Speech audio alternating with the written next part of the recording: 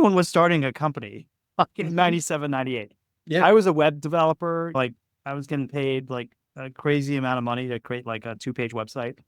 Like, like in 1996, right? Like Yeah. Yeah. JavaScript, like nothing moved. It was Yeah. all Yeah. static. And I was like, yeah, I could go to Atlanta and I could find some engineers that would be a lot cheaper than the Bay Area. And I ended up I met this guy in an elevator and he had just moved to Atlanta and we ended up starting Chutney Technologies. So I went to Atlanta, like had this vision, wasn't quite sure what I was doing in my life. Thought maybe like I could become a PhD student. Like this academic thing seemed okay.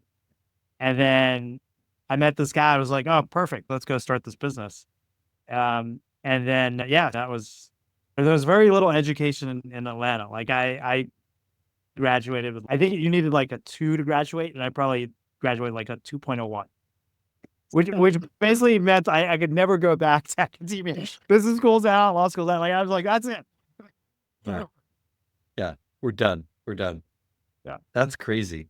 Sorry, Bree. I would deny my look. I guess my question on Chutney Technologies is what happened there? We made so many mistakes. Did you make mistakes? Yeah. In an Yeah. interview that Bree and I were watching the other day, it was something like, oh, I failed real hard at Chutney Technologies. But I mean, look at the outcomes. Oh, it was acquired by Cisco. But that was Dear after friends. like we ran out of money and Kleiner Perkins Yes. reorganized the company and I was like wiped out. Yeah. I went over to Japan. Like we this guy, I take no credit for it. So I want to be like I had no innovation on my part other than I met this guy in an elevator. Yeah. Started talking to him and I was like, hey, you have a really good idea. Let's do something. And his name is Ananda Datta. He's probably not going to watch this. He's gone on to do other things. I think he's the CEO of Mobile Wallet now. And he had developed a database that was faster than Oracle DB2 and Informix and whatever else you can imagine for certain kinds of OLAP queries. So OLAP, there are 2 kinds of, there's like transaction processing and analytical processing, at least in 1998, maybe it's changed now. And his thing was just like, it blew everyone out of the water. It was so fast. And the issue back then, like we don't recognize it, but back then was that you didn't have virtual disks. So you had one disk. Yeah. And you actually had to place the data like you had strategically so that the head could read it like it was reading it twice. So like you couldn't index the hell out of a system because indexing creates like data expansion. This is probably in the weeds. And oh my God, the number of mistakes that we made. We were going to power Equifax's entire data warehouse at the time as the largest private database in the US. Yeah. Around the same time, Amazon bought a company that was doing vector-based personalization, which, by the way, if you look at LLMs, it's all like kind of vector-based AI, right? Like we were in the thick of it. And this comes back to LedgerX as well. It was some of my commentary there. I couldn't get the guy. I was like, I think we should move to California. Because like I'm the co-founder, but I'm like 22. This guy, he was like assistant professor. He was like 28, 32, whatever. And he was like, no, why would I move? I've got like this job that's paying me a lot. Sure. And we got all these free PhD students. I was like, no, we need to move. We're onto something. And we couldn't close the circle. Wow. And Atlanta, I think very similar to St. Louis is my impression. But back then there were like 2 VCs. Sure. I mean, That's probably more than St. Louis had at that time. Yeah. There was like no one. And so we struck out. One of them was like, hey, put my buddy as CEO, give him 10%. We're like, no, this is crazy. I can't believe we hired a ex-Bear Stearns banker. Oh, no. Here's what happened. Equifax was going to give us $2 million. We're sitting at Morris Manning's office and they bail the day of closing. Oh, wow. So we're sitting in the office waiting for the check and they're like, we're not doing it. And the CTO, CIO is going to our investor meeting saying this, I've never seen anything this good.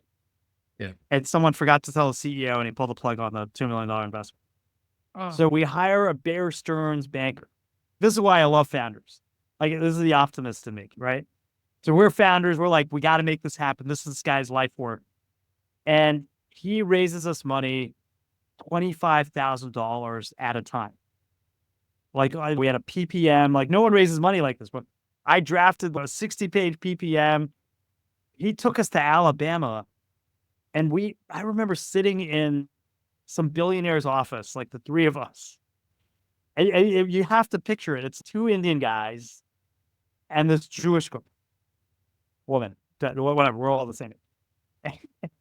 And this guy, like for 30 minutes, is reading from the Bible.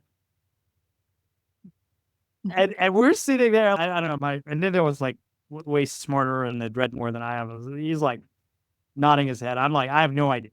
Like, and he gives us like $500,000. So we just like cobbled money together. Like it was just like a weird, crazy experience. And we were just like, we got to do this. And then we ran out. 2000 happened. Like everyone told us to burn. And I'm thinking about all these founders I'm meeting now. Everyone's burn all of it, raise more money. And so what did we? So we ended up raising like $6 million, right? Like $500,000 here, $25,000 there, $50,000 at the hospital. This guy's like dying. It was just like we did just crazy shit to raise money. It was a total waste of time. And then everyone told us to burn it, so we burned all of it, and then we ran out of money. Wow. But the fundamental issue is like we should have moved to California. Like there is a reason why big scale businesses are built in California, because people have seen the patterns. To your point, like venture, just didn't know where to take the thing that we had. We had something. And I think we could have open sourced it. We could have gone into just event logging on servers, like alone was like Elasticsearch. That's like what they're built on. We had technology. It was clearly better. Equifax approved it. And we absolutely botched the execution. Like everything that could have gone wrong, we screwed it up. That was an experience. This clip is brought to you by Fidelity Private Shares, the all-in-one equity management platform built for startups. Fundraising? Download our ebook, The Irresistible Startup, for tips and tricks from our VC guests and friends. Find the link below. As always, don't forget to like and subscribe.